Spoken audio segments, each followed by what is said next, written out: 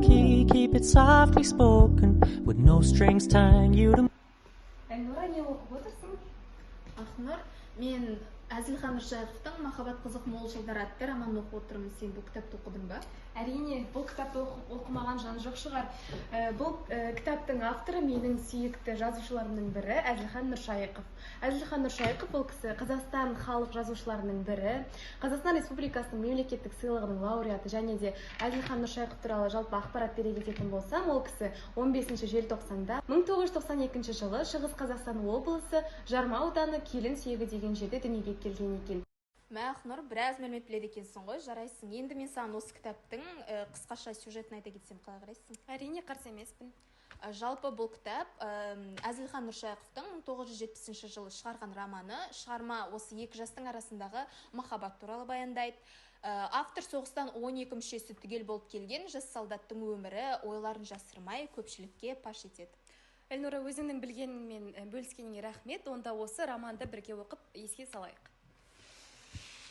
Ербол, Меңтай, Есен, Сәлима, Бүркітбай, Заман, Тана, Бағи, Сәттіғұл, Несіп, Мәриям, Жүніс,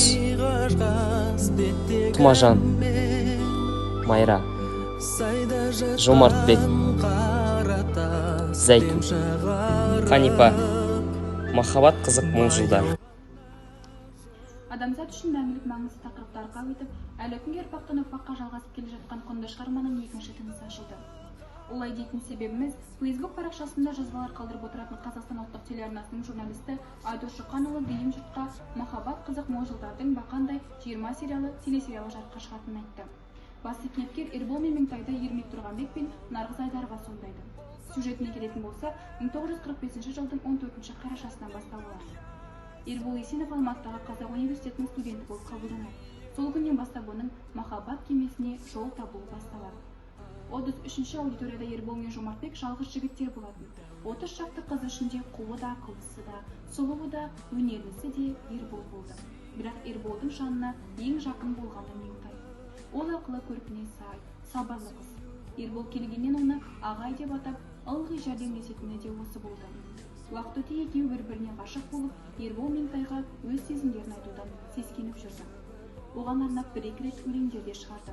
Осылай біраз жылдар өтіп, қилы-қилы оқиғалардан кейін екеуі үйленді.